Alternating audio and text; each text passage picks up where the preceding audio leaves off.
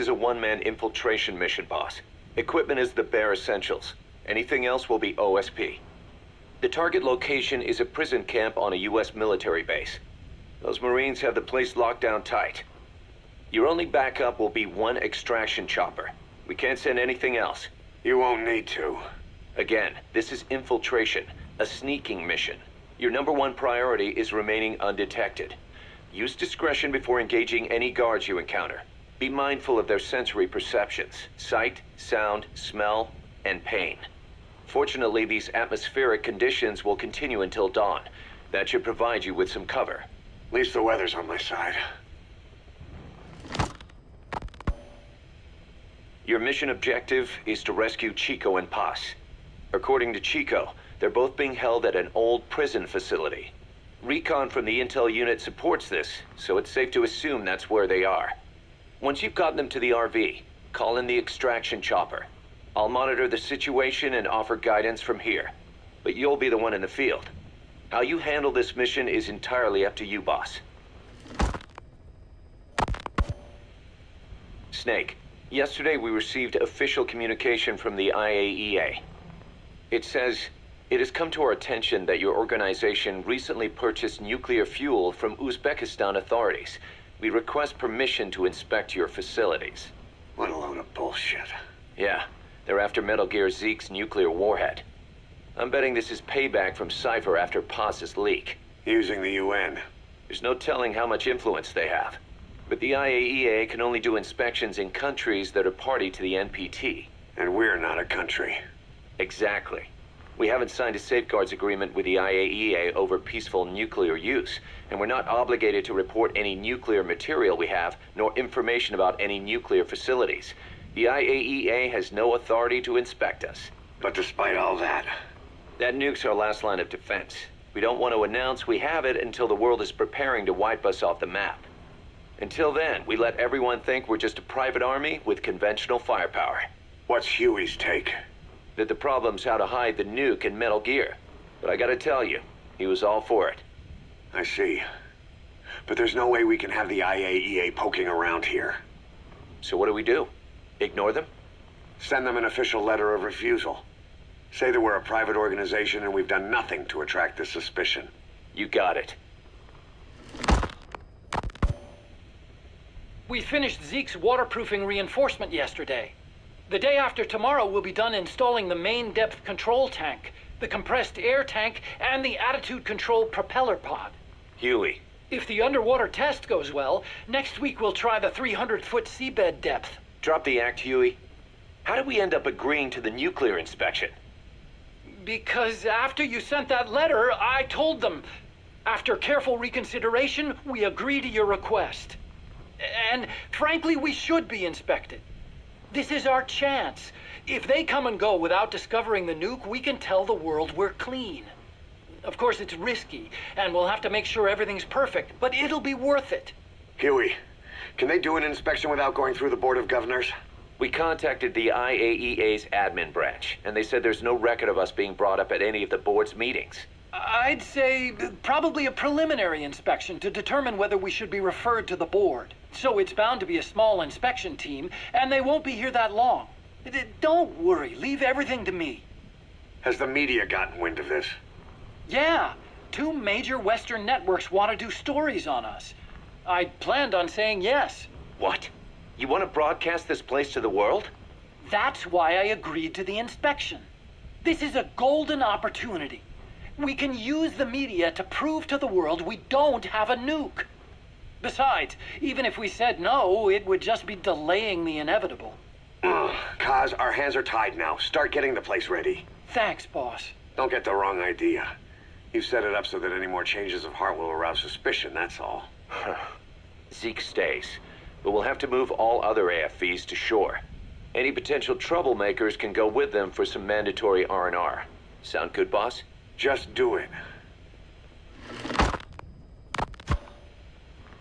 About the inspection, what do we tell the men? The truth. What else? The one thing we don't need to worry about is anyone here spilling the beans about Zeke. Good point. What about the Sandinistas? There's still quite a few of them left on the base. I hate to say it, but it won't look good having Soviet bloc personnel here. The problem is, moving a group that size in a hurry would look even worse. At least Amanda's on assignment in Cuba. They'd recognize her. She should stay put for now. All civilians save Huey will have to return to their countries. Even your Parisian. Of course, we'll get her whatever paper she needs. Dr. Strangelove's departure came at a perfect time. The less Zeke-related staff here, the better. Wait, she left? That's right. You were away on a mission. She left last week. There's nothing cooking in AI weapons research, and Zeke is complete. There was really no reason for her to hang around. I'm surprised Huey let her go that easy. Yeah, his crush on Strangelove was never much of a secret, huh? He followed her everywhere while Zeke was in development. Boy, would she get pissed. But he does have a lot on his mind right now. I've got bigger issues to deal with. That's what he said. That's the spirit, Huey. 10 days ago, we got reports that Paz was still alive. She survived. She was rescued by Belizean fishermen who found her drifting in the Caribbean. So what's the plan? Silence her before we're compromised? No. I've got something else in mind. Our friends at Cypher suspect Paz could be a double agent. She's being held for interrogation at a camp on the southern tip of Cuba. Black site. Nice. A slice of American pie on communist soil, and out of U.S. legal jurisdiction. The upcoming inspection of Mother Base has to be connected somehow. The timing's too perfect. The UN's nuclear inspection. My guess is they're trying to corroborate Paz's leak. We're an army without a nation. Word of our capabilities gets out, and we'll have the whole world out to shut us down.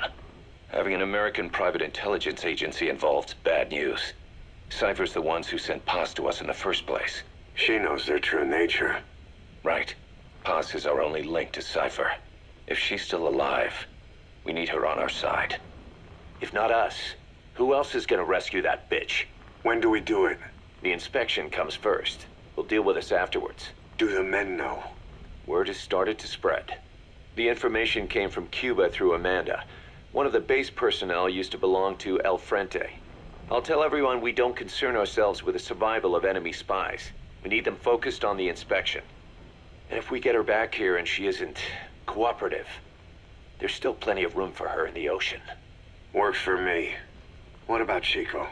He had a chance to stop Paz from hijacking Zeke and he blew it. He's carried that guilt ever since. Kid really did care about her. Chico, it's hard to say how he'll react. Have Amanda call him out to Cuba.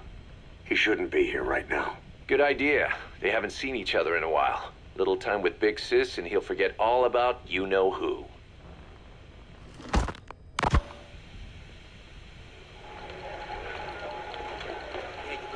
What?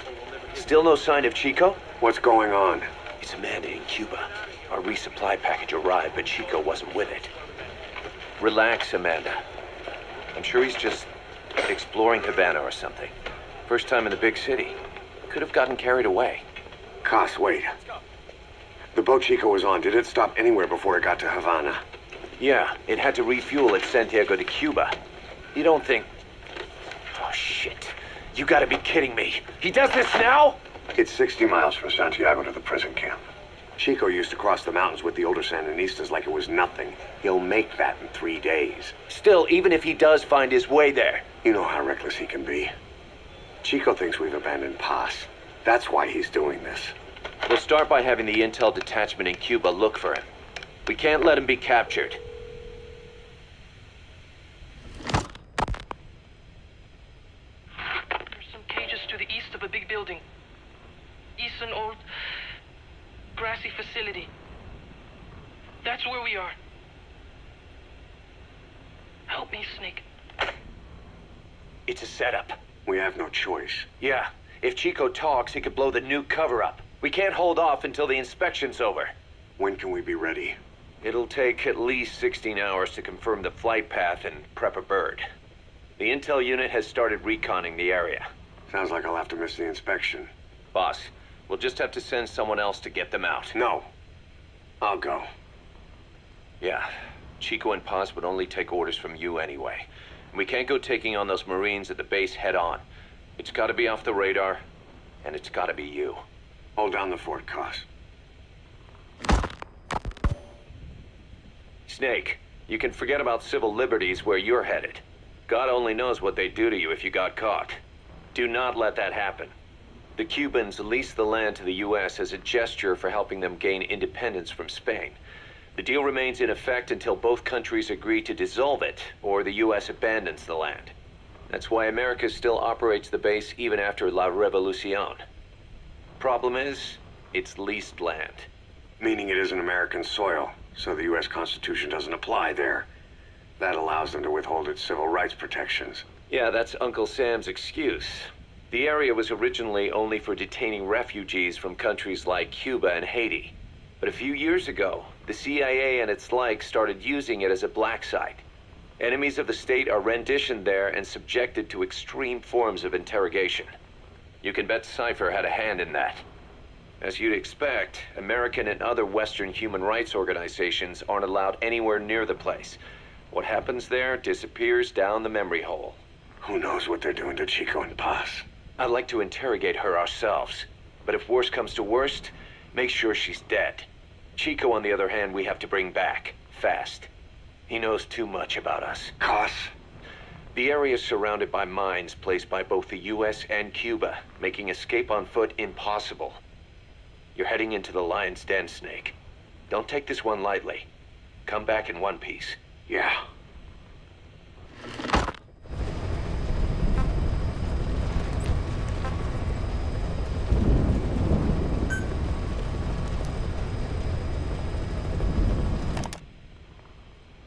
I heard about Paz's tapes. Yeah. Why do you think she'd leave him behind? And that diary? Whatever it was, her commitment was wavering. That much is clear. So she was leaving clues to help us. No way to know for sure. And the ocean's not giving her back. November 4th, 1974. At the outskirts of Barranquilla, Colombia. Contact with Big Boss successful. Zadornov posed as my professor, but Big Boss took one look and knew he was KGB. However, he does not seem to suspect me.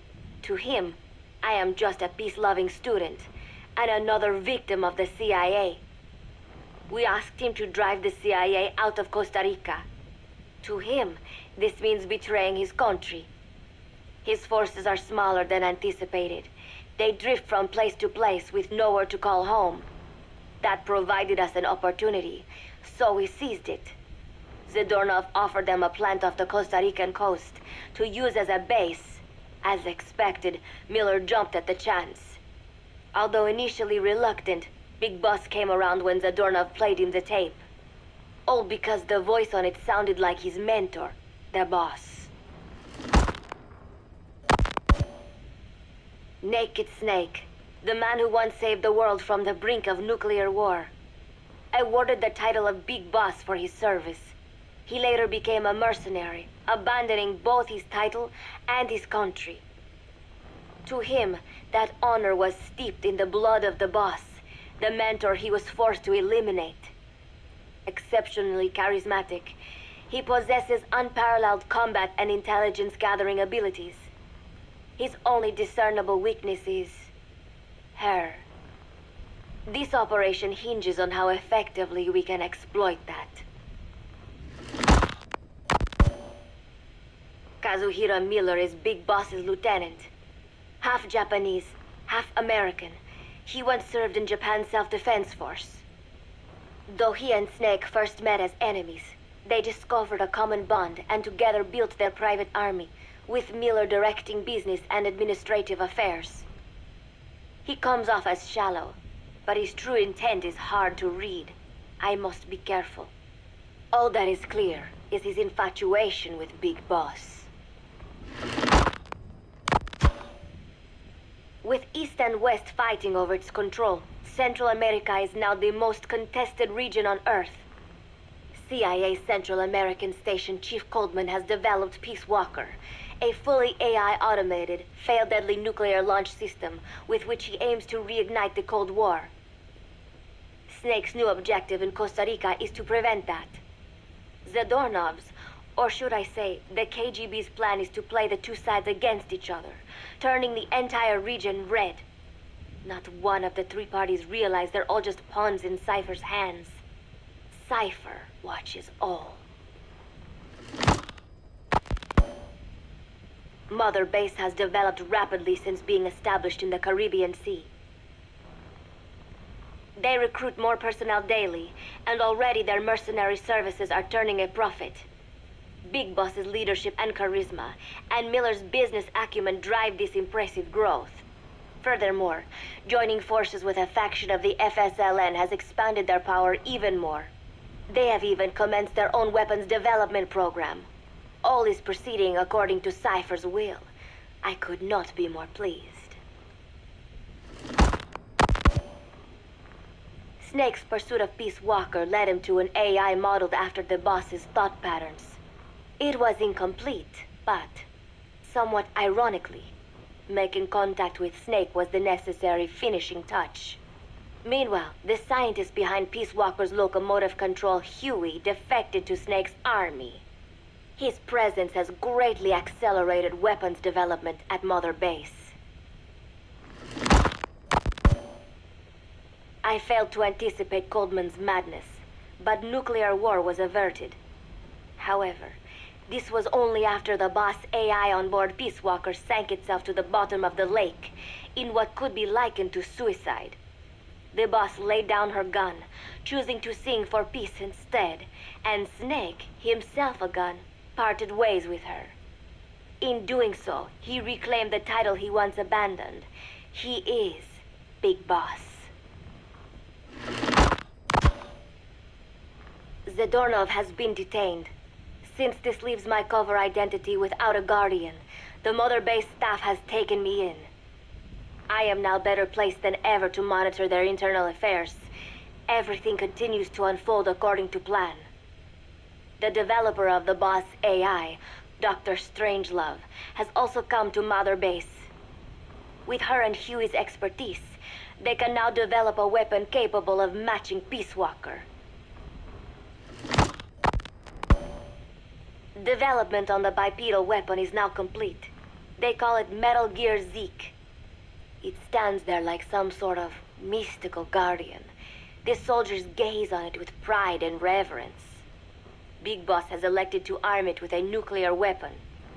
As an army without a nation, they seem to feel the need for a deterrent against whatever the world might pit against them. It is a dangerous gambit. Why do such a thing? Their nuclear strategy differs from the Americans and the Soviet Union. The superpowers deter attack by revealing their nuclear arsenals to one another. Snake and his men know that if they were to go public with this, the whole world would unite against them. Business would dry up overnight. So they do not plan on revealing the nuke until necessary. This ace-in-the-hole approach is their idea of a nuclear strategy. Wielding a deterrent, all the while unable to reveal its existence. I wonder if Snake sees how vulnerable this makes them. Yes. Hijack Zeke? Yes, I did indicate that to be our leverage. But I cannot imagine his agreeing to that now. But did you not raise them to safeguard your governance without borders? No. I have not forgotten. Cypher watches all. Yes, things are proceeding, but modifying Zeke has not proven easy. I am using Zadornov to buy some time. No, I have not forgotten what you said.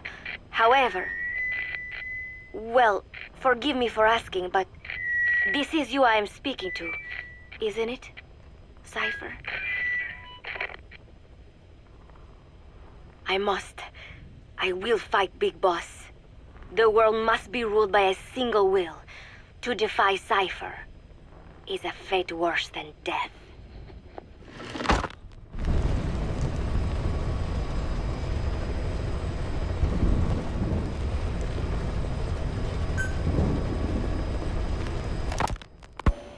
As of today, I will be living here at Mother Base.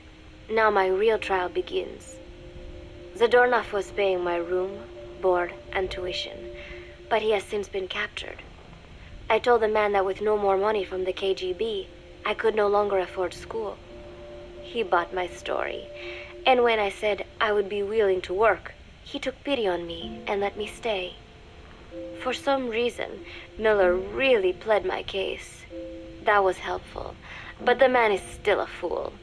His men are no better. They think their training makes them strong, but that kind of strength is nothing in the face of true power. And better yet, they wait on me hand and foot, believing I am just a schoolgirl. Looks like I won't be working too hard after all. Just today, while scouting out the living quarters, I saw a group of them in the corner of the deck making a fuss.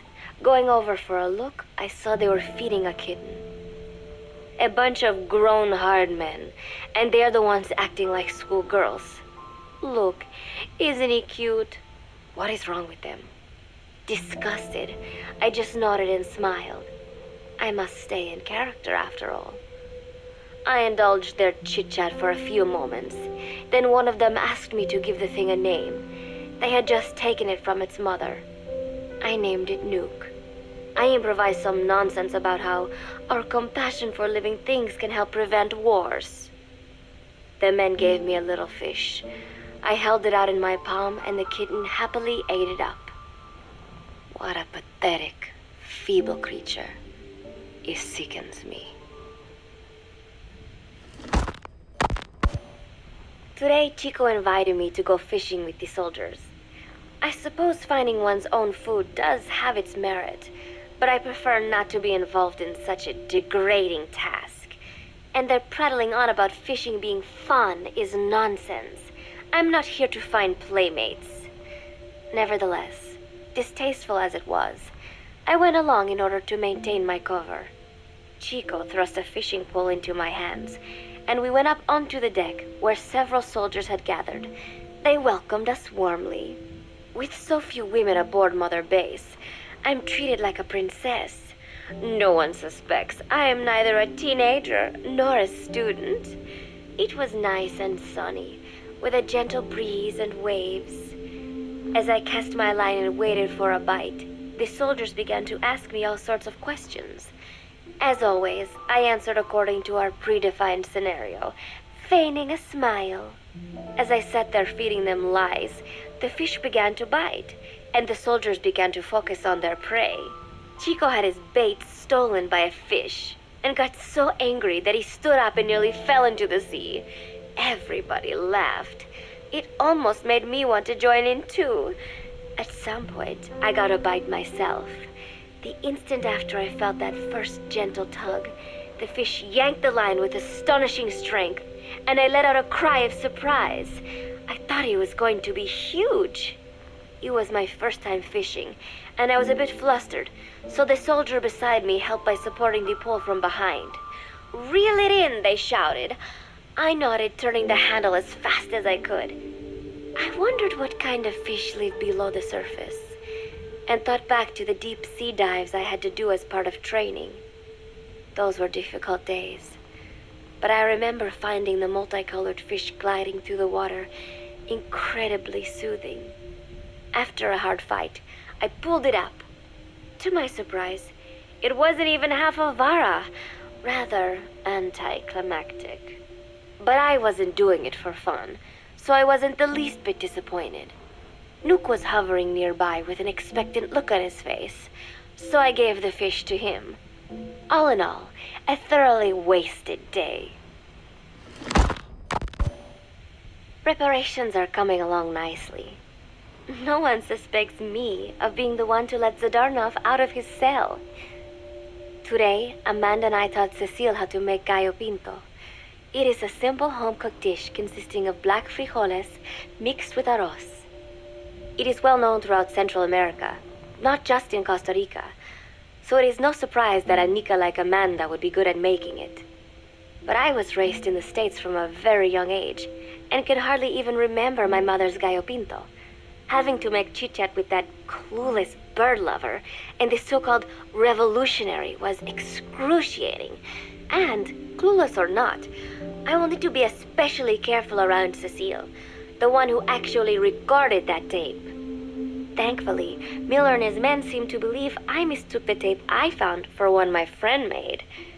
In any case, one can never be too careful. Anyway, The three of us minced garlic and herbs, then cooked them in a pot with frijoles we'd soaked overnight.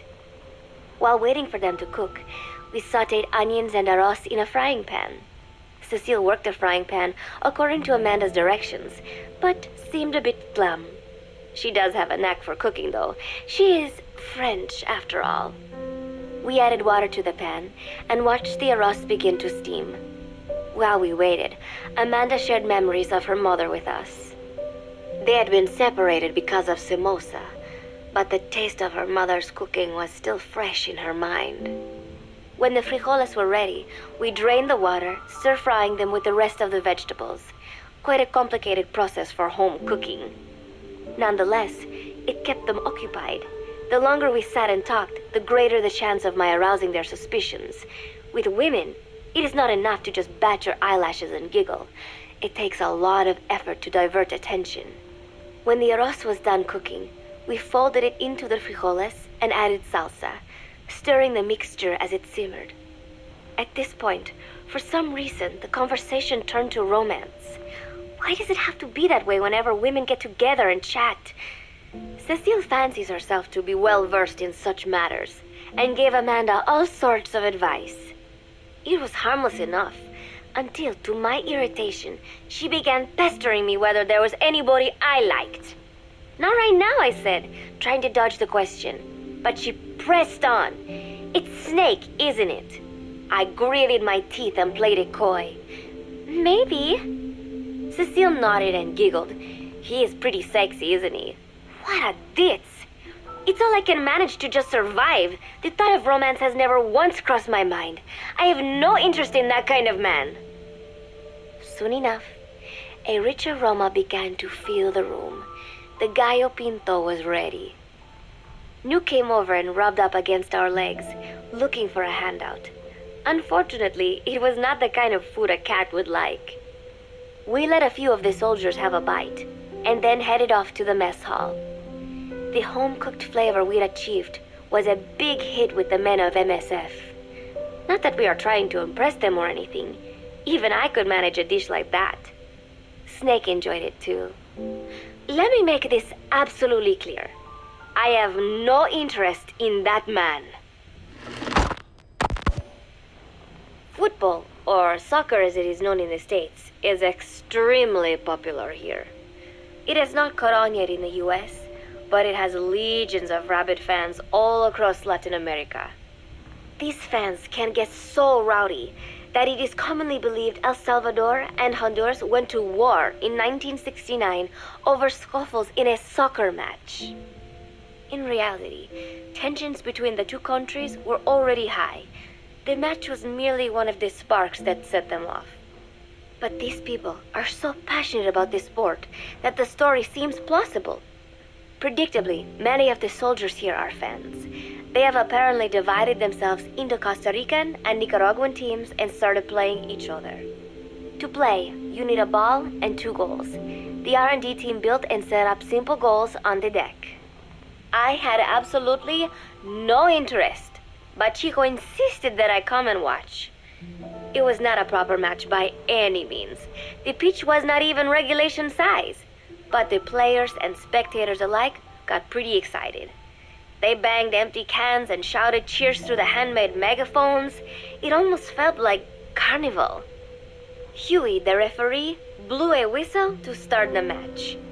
The soldiers' training has left them in excellent physical shape, but they lacked the honed skills of professionals and their play was quite rough. Midway through, one of the men collided with another. They started shouting at one another, but Huey stepped in. I thought we had forsaken our countries, become one with the earth, he said, quoting Snake. We're not competing for national pride here, and we are not fighting for the good of any one country. This is not a war. Soccer is a peaceful sport, am I right? The soldiers nodded. They know the pain of war, and they share Snake's vision. Perhaps that is why all this resonates with them. Team Costa Rica was down a man, and somehow I was picked to fill in. Costa Rica had the advantage up until that point. I suppose Huey wanted to keep it balanced. The soldiers agreed with Huey's call. Maybe the Costa Rican players felt an even matchup would be more fun, too. I could not be bothered to run at first, but chasing the ball out there in the hot sun, I was soon drenched in sweat. Before long, I found myself actively seeking out the ball, partially out of desperation. I picked up a loose ball deep on the opponent's side of the field. Even though he's Nicaraguan, Chico cheered me on, yelling, "Go for it, shoot!" I launched the ball as hard as I could, only to have it blocked by the keeper. Disappointment only increased my determination. In the end, I didn't score a single goal, and Costa Rica gave up its lead. It was really close, though. We congratulated each other on a good match and sprawled out in the shade on the deck, exhausted. The ocean breeze felt so nice on my sun-soaked body. Nuke came over. It is one of his favorite spots, and stretched out next to me. And together, we watched fluffy white clouds drift lazily across the clear blue sky. It was lovely out today, so I decided to sun myself in a lounge chair up on the deck when Strangelove came up to me. Despite the heat, she was in her usual long sleeves and pants. I waved at her. She looked away and mumbled, "Hello there. Fancy meeting you here." I asked if she needed anything, feeling her eyes creeping up and down my body like she was savoring it. Finally, she swallowed and said, "You have such beautiful skin." Bewildered, I shook my head and said, "No, not at all. I had heard rumors that she was a lesbian, but she couldn't be after me, could she?" She continued to stare and said, "No, it is beautiful, but you must not let yourself get so tanned." And then she took my hand in hers. "What is wrong with a little sun?" I asked, trying to cut the conversation short. But she shook her head violently. "No, you mustn't. A young lady should take better care of her skin." She was acting strangely now, as if aroused. She lectured me on the perils of tanning, how it ages skin, causing wrinkles and spots, and in the worst cases, even skin cancer. I knew already that tanning could cause spots, but I thought only pale-skinned Anglo-Saxons had to deal with that. Having a scientist tell me it causes aging, though, that spooked me a little. If I am to keep playing the teenager, I will have to start paying more attention to my skin. Sensing my anxiety, she took a small tube from her pocket. She said it was the sunscreen she always used. She told me to keep it. I didn't know what to say. I was more than happy to take it, but exactly what were her intentions? Was she merely being nice? Or is she really into me? Either way, there was no reason to refuse, I suppose. I have undergone training. An out-of-shape woman does not pose any real threat to me. Having power means not being afraid. It is the same on a global scale. A country with nukes can dictate terms to a country without them. I thanked her and took the tube. Then she offered to put some on for me. She squirted some lotion onto her fingers and began rubbing it into my chest. It happened so suddenly, and I was so taken aback that I did not even think to protest. She caressed my stomach with her long white fingers, then slid them upwards between my bikini-clad breasts. "What? Wait," I sputtered as her moist eyes met mine. She was beautiful. Somehow, I found myself captivated by this woman more than 10 years my elder. "Hold still," she whispered in my ear. I nodded silently, unable to refuse. My body went limp, motionless, as if in a trance. Gently, carefully, she rubbed the lotion all over my entire body. I shouldn't have enjoyed it, and yet I could not help myself. For a moment, I was spellbound. That woman is dangerous. I had better watch myself. Protecting one's health is an important part of any agent's job. But despite my best efforts, I have caught a cold. Now that I think about it, Mother Base's numbers are on the rise, with soldiers coming from all different places and backgrounds. It is no wonder then that sooner or later someone would bring in a virus. That said, what I have got is just a common cold. The medical team said I'd need a few days rest, so I've been restricted to my room and put on bed rest. I thought I'd gotten used to not having anyone around to relate to, but at times like these, being alone is just miserable. All I could do is lay there and stroke Nuke's back, trying to take my mind off how bad I felt. Nuke just sat there, not making a sound. But I did have visitors. Amanda and Chico, Huey, Cecile, Miller, and a few of the soldiers I've become relatively close to. Amanda made me a soup with herbs she said were good for a cold. Miller told me to take it easy. I will sing you a lullaby, he said, then broke out a guitar and sang some incomprehensible song in Japanese. I did not need to understand the lyrics to know he is an awful singer. Then he said, "You know what is good for a cold? Suppositories. Here, I'll show you." He began to take off his pants, so I threw my tissue box at him to make him go away.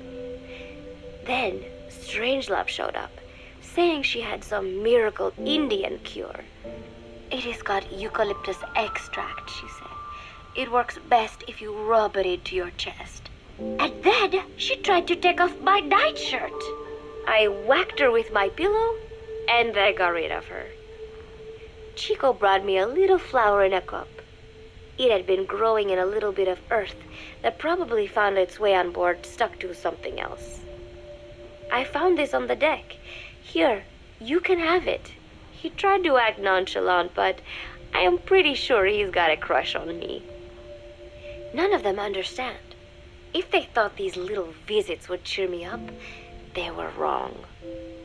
Tonight, Snake himself came to my room. Like the rest, he believes I am just a schoolgirl and treats me as such. "Why did you abandon your country?" I asked him. "Why create the MSF?" Of course, I knew the answers already, but I wanted to hear it from him. As I had imagined, he was not exactly forthcoming. All he would say is that his country abandoned him because all he could do was fight, and that is why he needed the MSF, because that is all he is any good for. Then he said, "Fighting is the only thing I understand, but that does not mean I have got a grudge against those who believe in peace. I am not one of them, and I do not believe in peace. Conflict is in man's nature. We fight our enemies in order to survive." Maybe we are not so different after all, he and I. But that is exactly why I'm going to have to kill him, or else he will have to kill me. When I stop and think about this wretched existence, being killed by a man like that suddenly does not seem like such a bad thing. Every month, Mother Base throws a party for all the soldiers whose birthdays fall in that month. There is something strange about a military organization having parties. Really though, it is just an excuse to drink and make noise. It is not easy to get alcohol in a fortress in the middle of the ocean. Most days they are training from dawn till dusk. They do not have time for things like drinking. That is why Snake and Miller came up with the idea to give everyone a chance to let loose. Obviously, a bunch of boors like that are not going to bother with blowing out candles on a cake. Rather, they sit there in a cloud of cigarette smoke, drink beer, eat meat, tell tasteless jokes, and swap crude insults about one another's hometowns.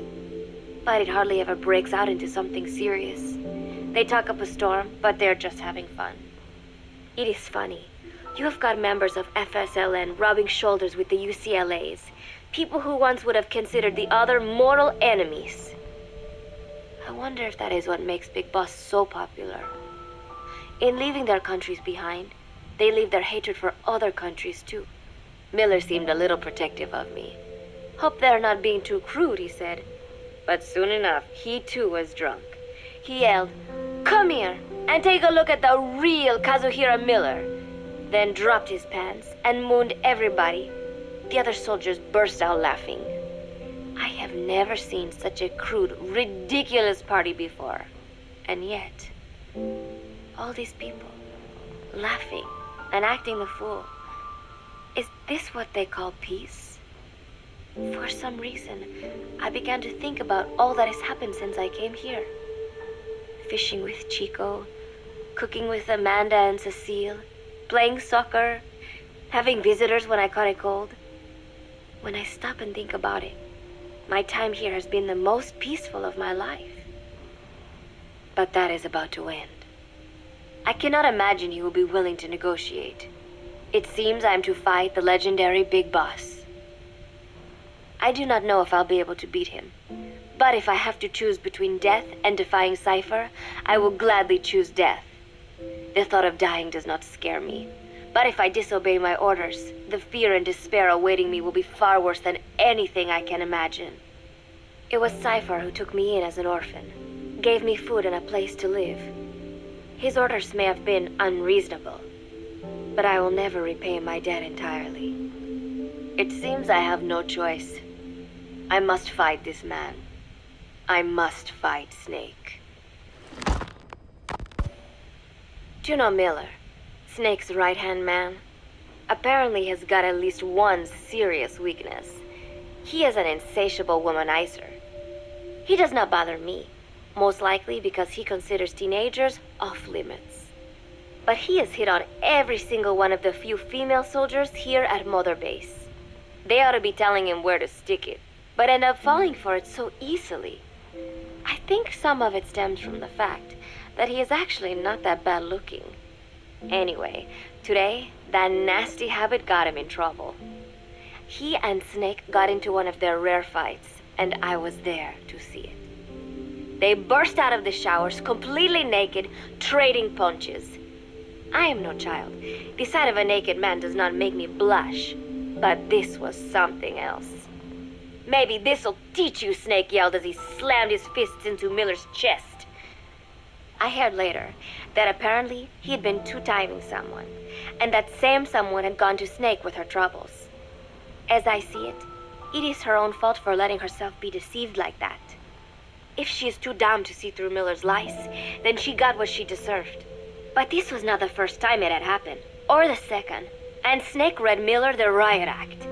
Miller argued back, and what began as a shouting match turned into a fist fight. "You son of a bitch," Miller yelled as he swung. "Not bad," said Snake, smiling, "but not good enough." And then he was back on the offensive. They had already been at it pretty hard in the showers, and their bodies were covered with bruises.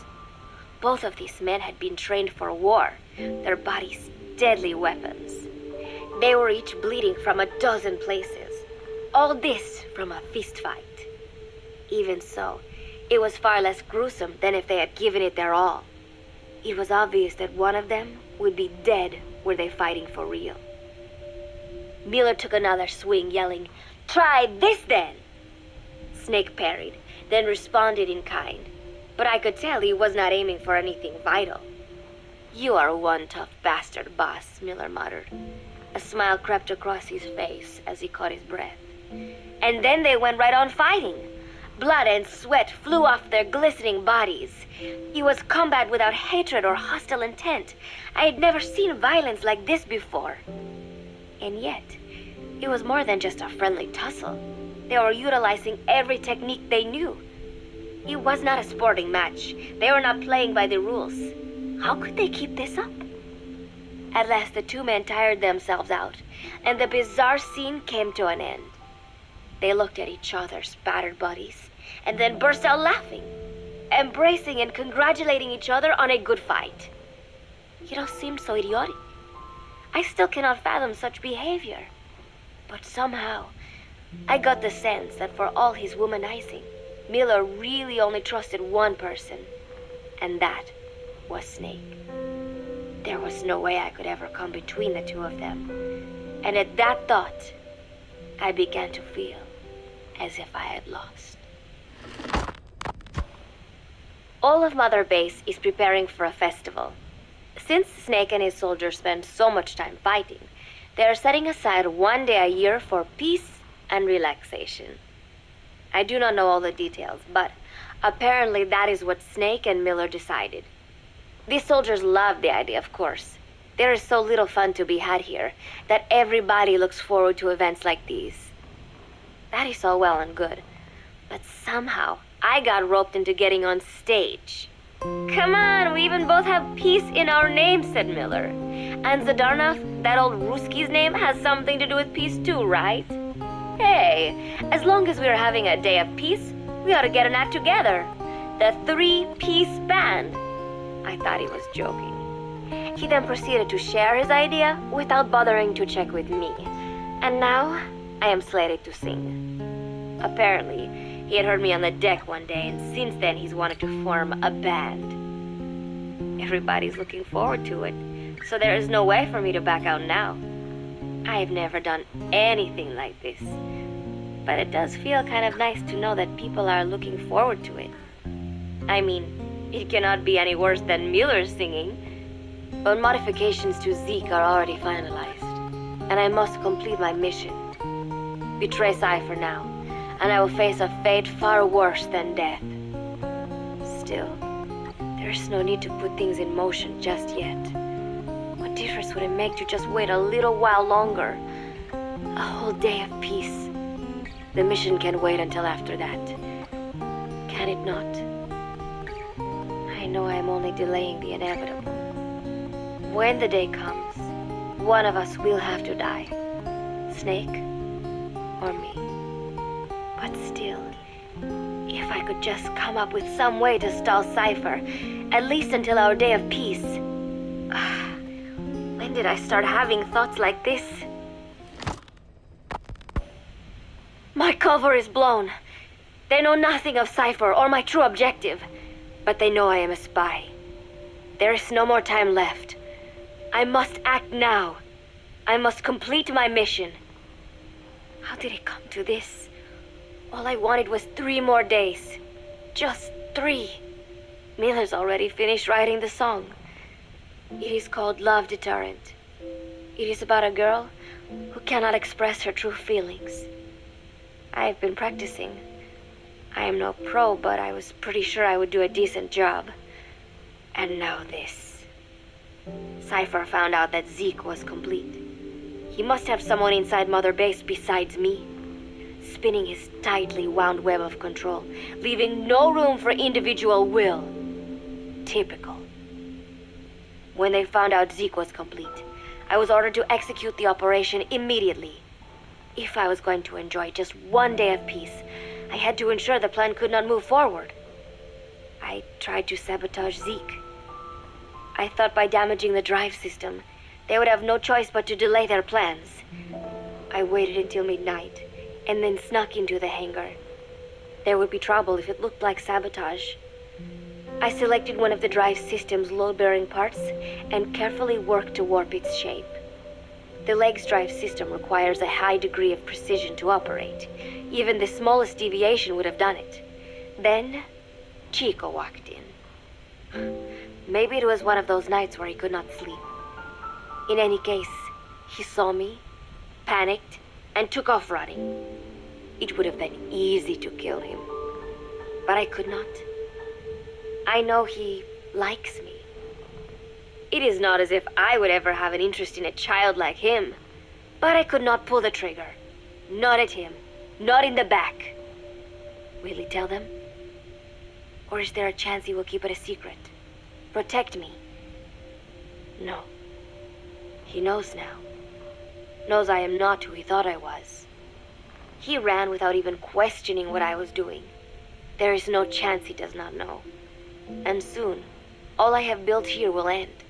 And if Cypher has another agent among them, if he finds out I tried to sabotage Zeke, this place will no longer be my heaven. Then it is settled. I make my move now. Chico walked in before my sabotage was complete, so Zeke should still be operational. It might not run at full speed or power, but I do not have time to fix that. Without Zeke, I do not have a chance in hell of winning. I must act fast before Chico sounds the alarm. I knew it would come to this. I just did not think it would be so soon. It is time, Zeke. Metal Gear Zeke. Activate.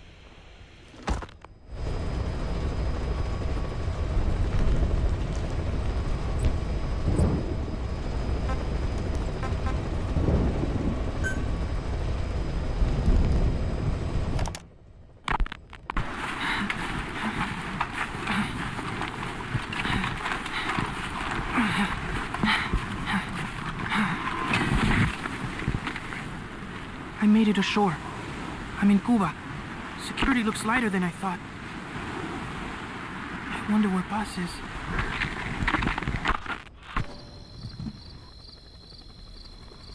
It's dark, but there are soldiers everywhere. Lots of choppers coming and going.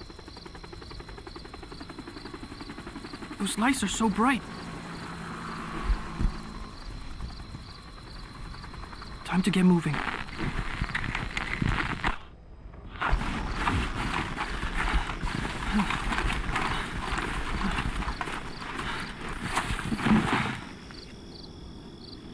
I got close to the fence to see if I could spot her. They had a guard posted, so I got out of there. Guess security's not so light after all. I'm coming, Paz.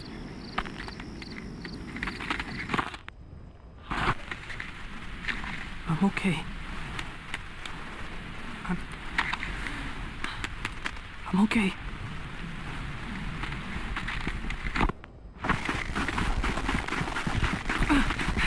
I think I found her. It's gotta be Paz. No. They're looking for me.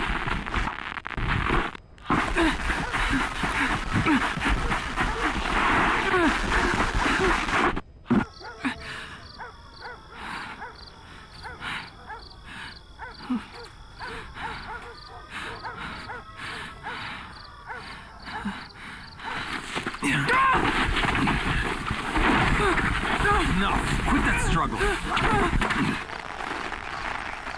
Got him secured. It's a kid.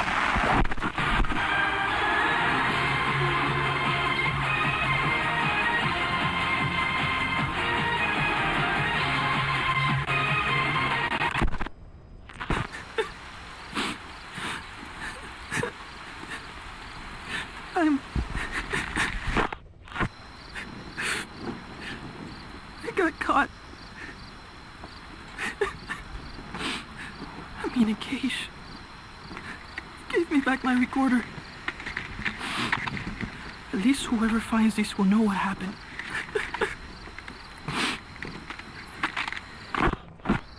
They're holding others here too. Still no sign of Paz.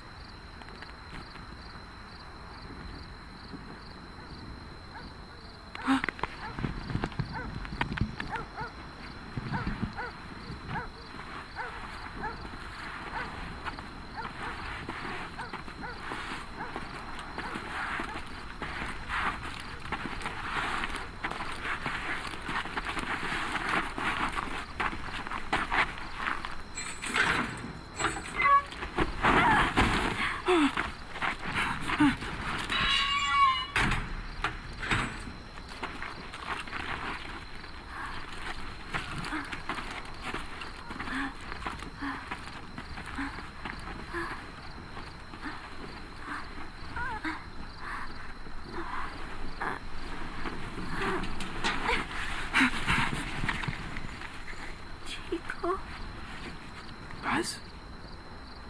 Chico.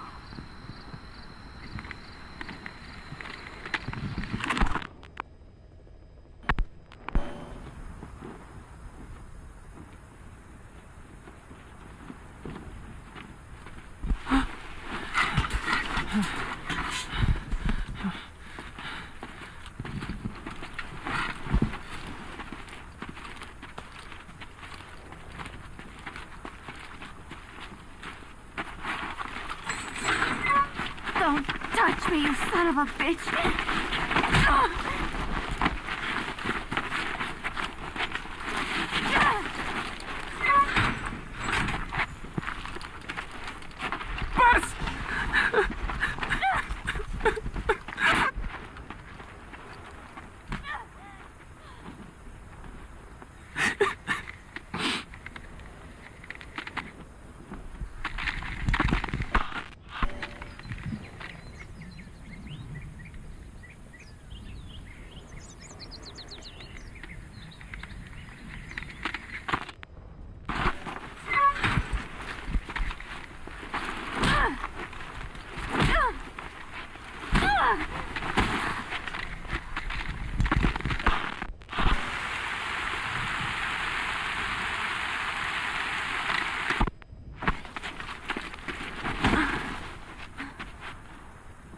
looks weak.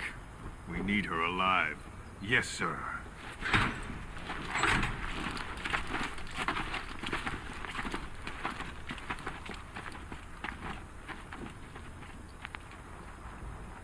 Paz. Huh? You're back early today. Early? And the sun is still up. See? Yeah. Chico, Yes? let us not do this, okay? Huh? I do not think I want to talk to you.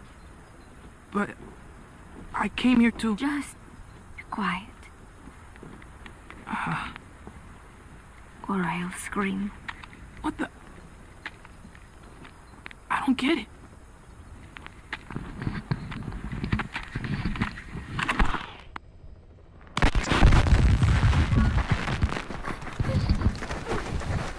Bus!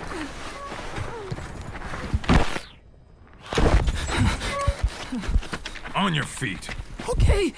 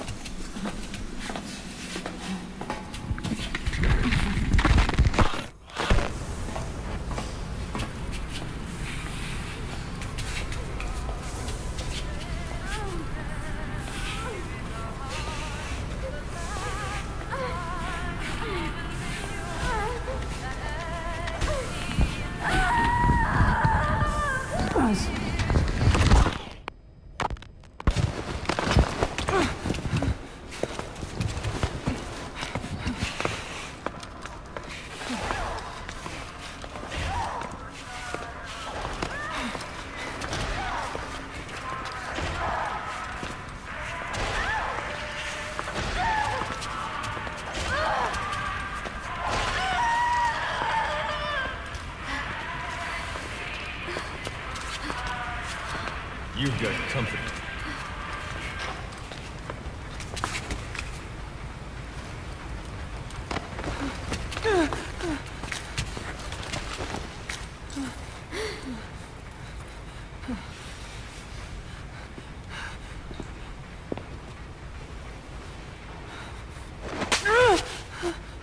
Does it hurt? Talk. Talk!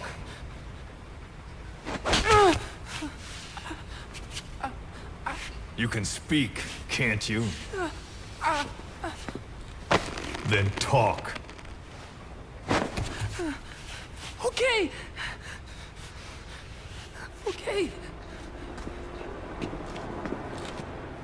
Good boy. Your boss and I go way back. Don't count on him coming to rescue you. If you're a real soldier, you'll find your own way out. But don't bother trying to escape. Let's say you get lucky, and you don't look very lucky. And by some miracle, you get out of your cage. Let's even say you're able to elude the guards. Then what? The nearest Cuban border is 4 miles to the east. 4 miles of barren, America-controlled soil. Think you'd make it? You wouldn't get any help from the Cubans. And the border's a mess of live minefields. Think you'd make it through that? With your girlfriend in tow?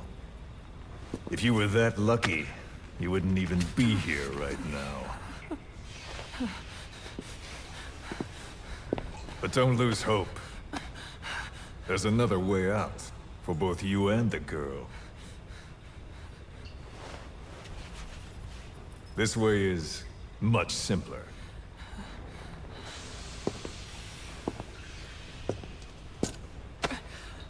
I ask, you answer.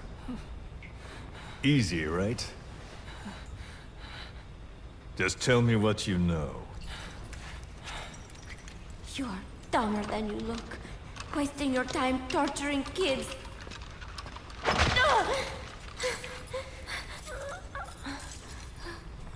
Tell me about your base. Chico. Well, Chico! Hit me!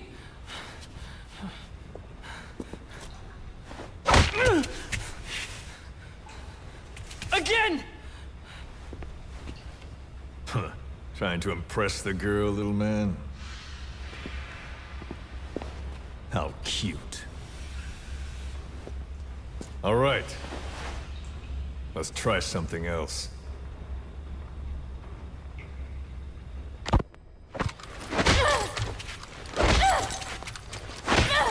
Stop it! She'll get what she deserves. We were comrades once. But she betrayed us. Deception and deceit. What better proof she's a real woman? Show him. Do you realize what you're doing? Cypher is watching. Let go of me! You will be next. Your hideous face will...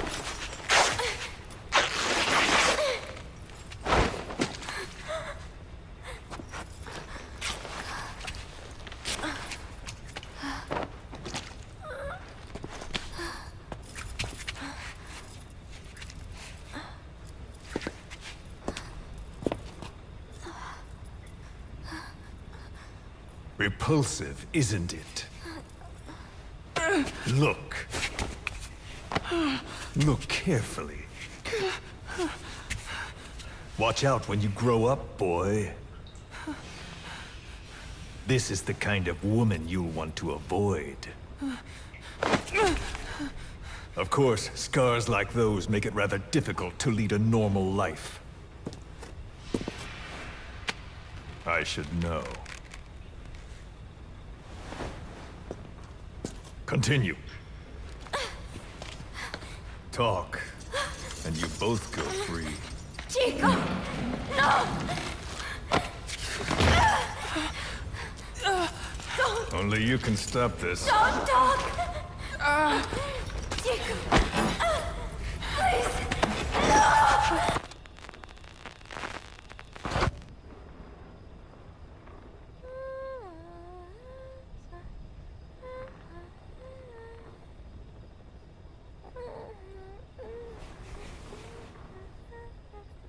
Buzz.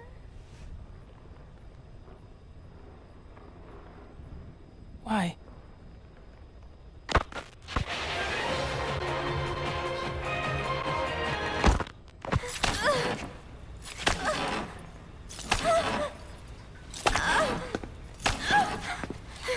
Move. Get up. Huh? You heard me.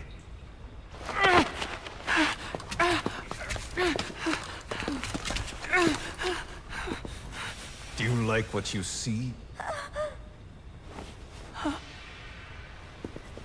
I said, do you like what you see?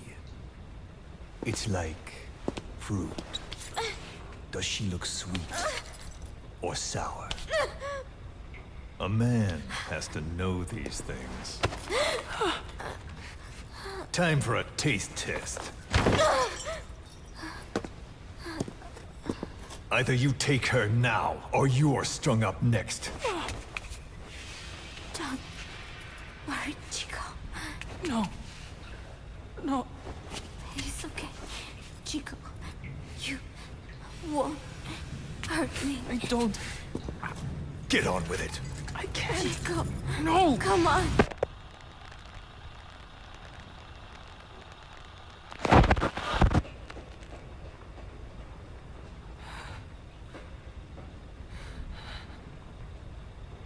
Out at sea?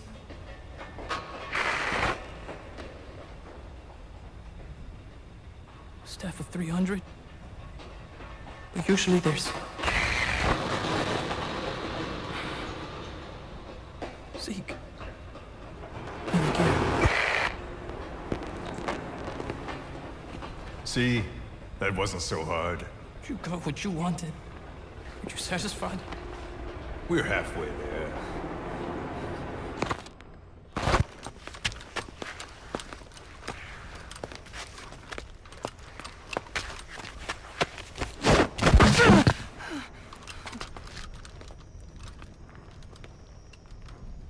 Chico? Chico? Thought you didn't want to talk to me. There's one thing I want to say. What?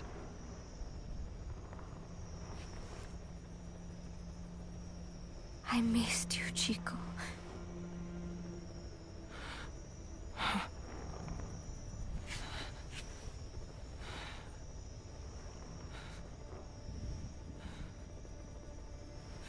Yeah. Come here. Huh? Closer.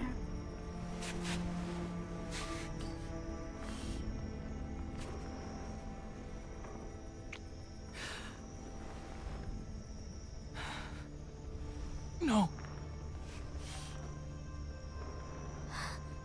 Sorry. Enough already.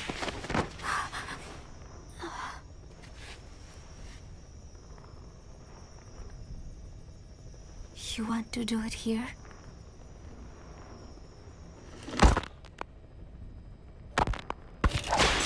Come on, Paz, talk! Please, Paz, I'm doing this for you. Coward! How can you say that? Traitor! Don't make me mad. You're only making things worse.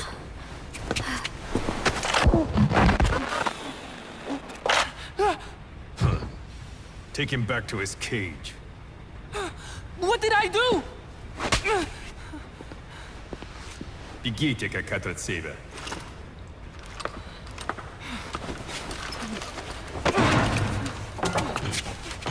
Give it back! Give it back! Enough. She's no good to us dead.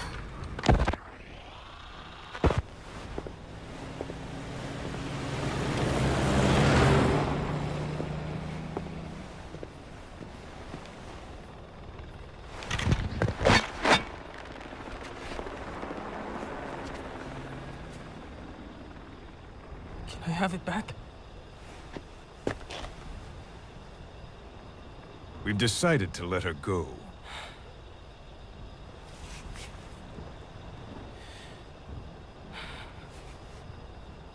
So... she talked. Told her she should have just gotten it over with. She's going back to your boss. But only her. Huh? Those were the terms. She said to leave you here. I suppose she doesn't much care for you anymore. That bitch. Now, you've got quite a problem on your hands. When she gets back, what will she say? That you talked? Sold out your comrades? Your family? You're finished. You mean I go home? There's very little I can do for you. And I still have need of your services. Huh? You're going to call your boss for help. We'll make a recording, play it across public frequency bands. To bring him here?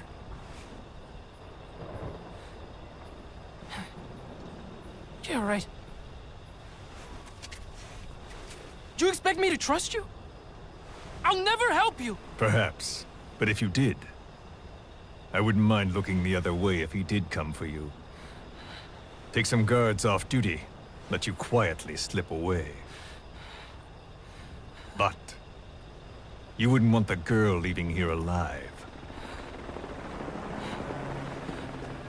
She'd have to be eliminated before he came. There's no other way. I'll leave you to think it over. Chico, growing up means choosing how you're going to live your life.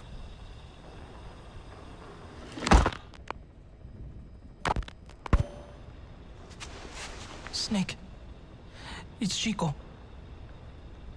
I need your help.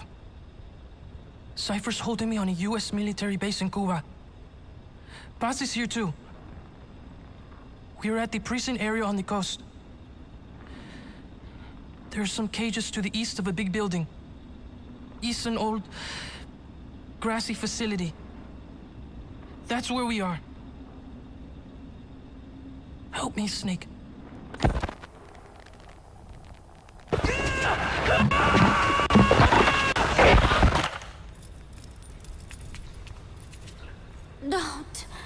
Don't do it. Kids are natural, don't you think? What do you think Big Boss will do? He'll know it's a trap, but he'll come anyway. That's the kind of man he is. Don't. Thanks to your report, a nuclear inspection team's being sent to their base.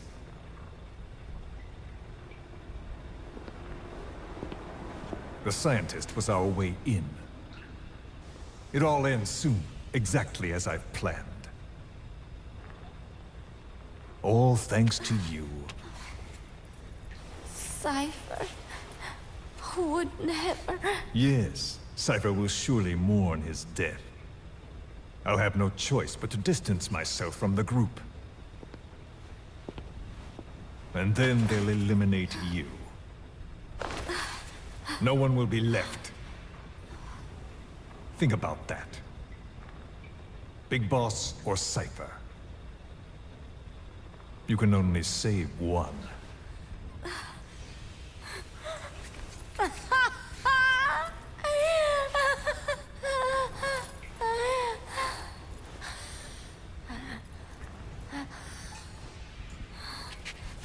I will never talk. I don't expect you to believe me. The question is, which of the two would you like to give a shot at survival? What I would like is to kill you. The feeling is mutual. But we are secret agents. Restraint is a virtue.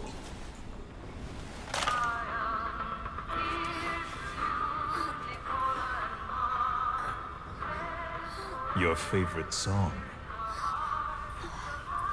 Nicola, Bart, immigrants wrongly executed. But their deaths served as a message to others. That ours is a society that murders the innocent.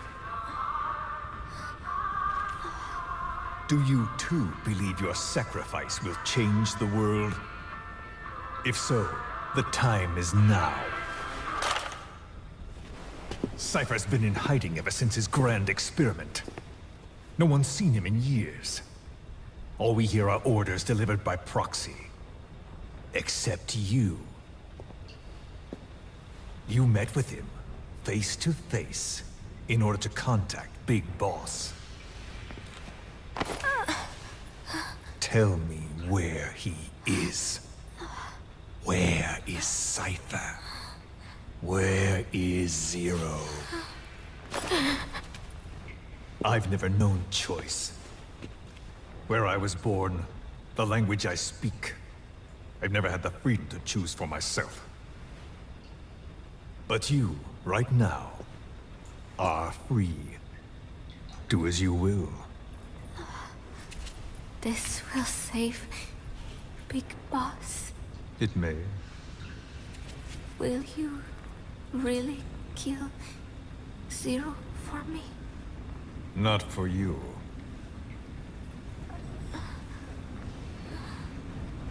All right. Zero is...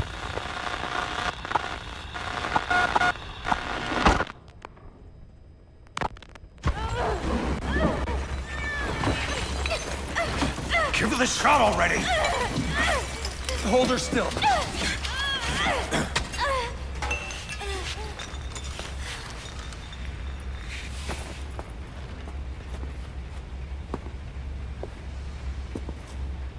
Prep the package.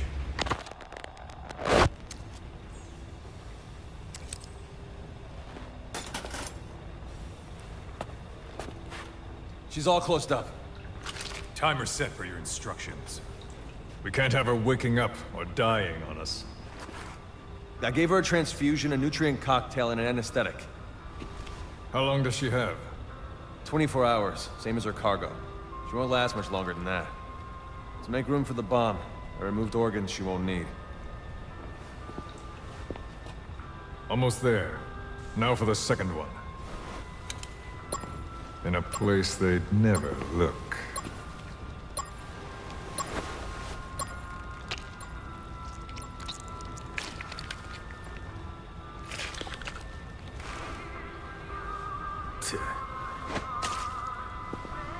Hang her up.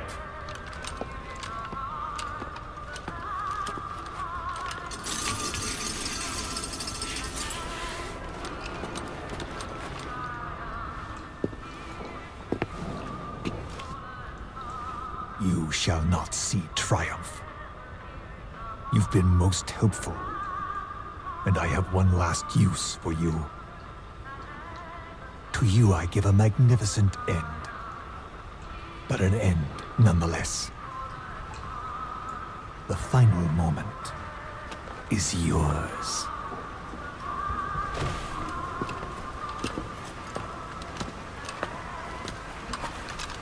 We heard from the advance team. Everything's right on schedule.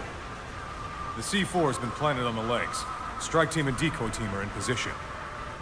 And we have confirmation that Big Boss's chopper is lifted off.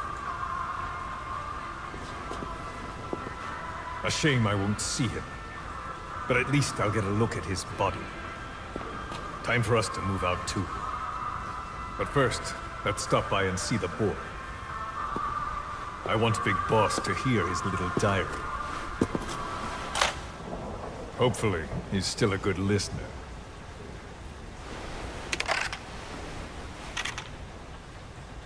Give this to the boy as a reward, and a memento. Make copies. Yes, sir.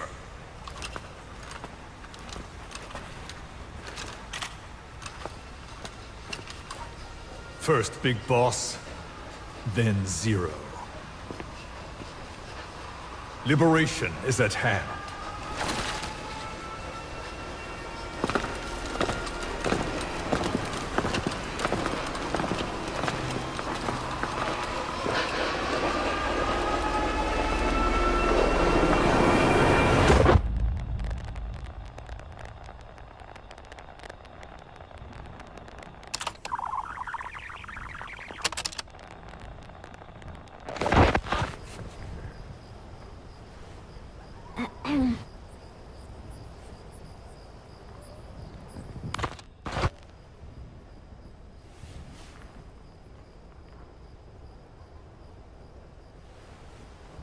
Chico, I am borrowing your recorder.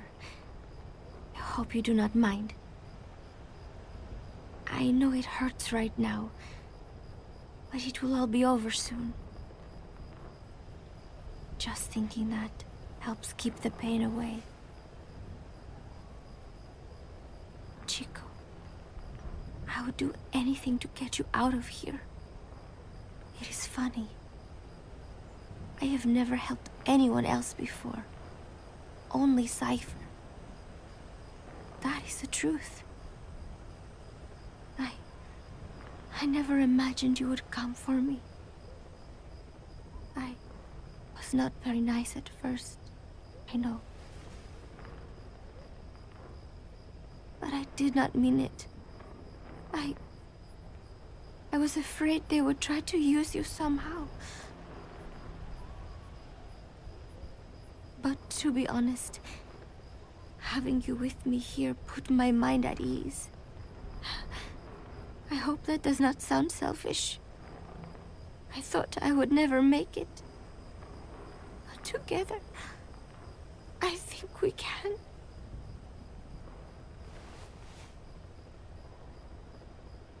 I'm watching you sleep as I record this. You have made me believe that I will make it out of here. And that no matter what happens, it will not be the end for me. Thank you, Chico.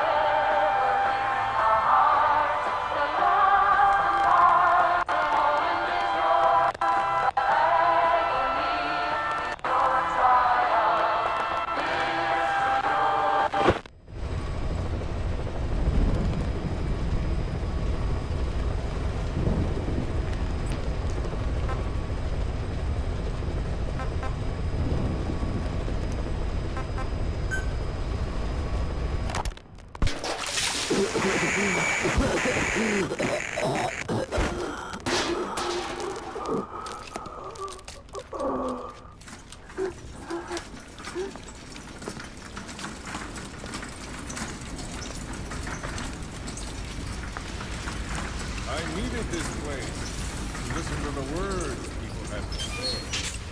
That's something they could never understand.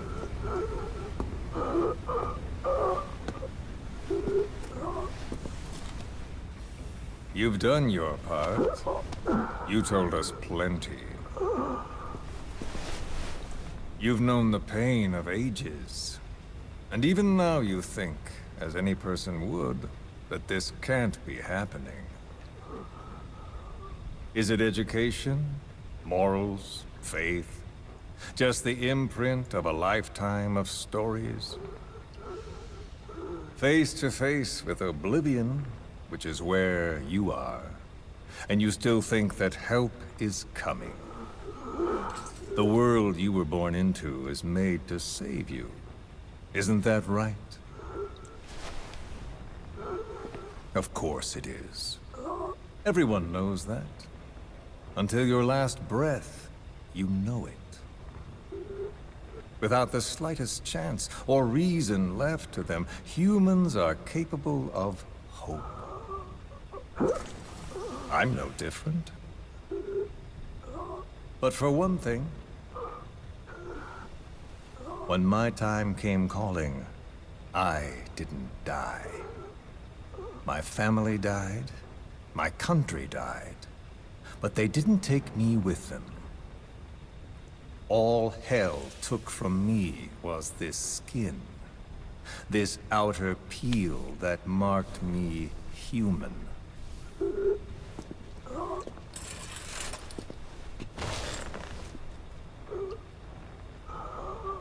My village had an oilseed field and a fine factory. Every day, my friends and I would see our parents at work in that factory. That's all I had, all the world I knew. Then one day, aircraft came droning in from some far-off sky. The factory was bombed, Some spies had told them we were making weapons. The building burned. We tried to flee outside.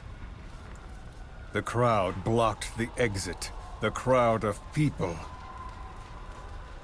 Hot. So hot. I tried to push through their legs and get ahead, but a boot in my stomach put me on the ground. The smoke of them burning filled me up.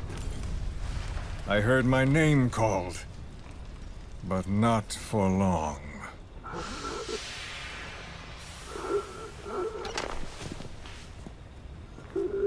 At the infirmary they carried me to, a nurse in the corridor saw me and remarked, as if it happened every day, they should let the poor thing die.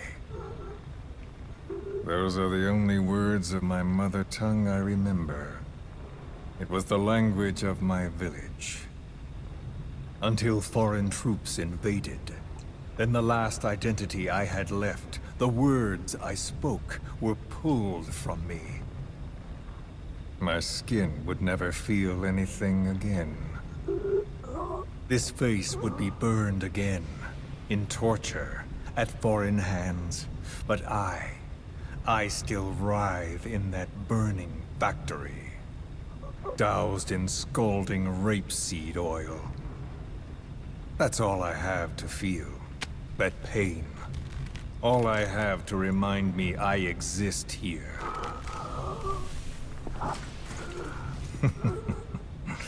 Those spies reported well. We made weapons, all right. As cartloads of rifles came in from the battlefields, we fixed them up and sent them back out. So our country could win. Or rather, so that little world we knew could continue. I came to realize I mustn't die. I'm their last hope. All those who perished and left me here. I have to accomplish something. If I don't, their will be swept out of this world.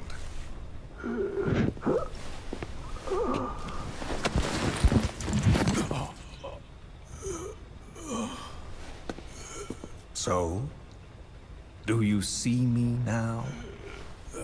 Tell me, what do you see? You have eyes? What do your eyes see?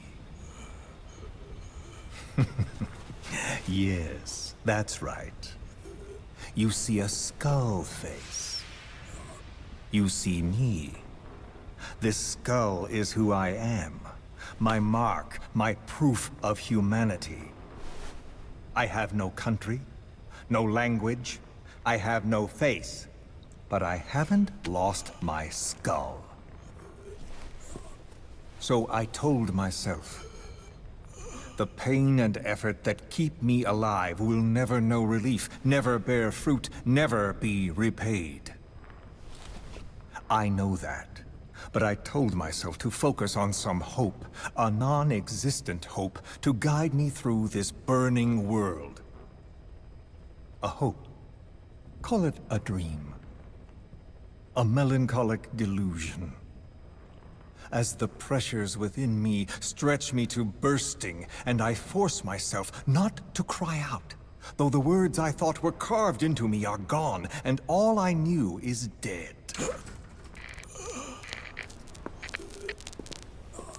I know how you feel. I've felt that. So show me that I'm not the only one. That you too can return to this world for revenge. Do you see me? Don't die. Don't die! Ah.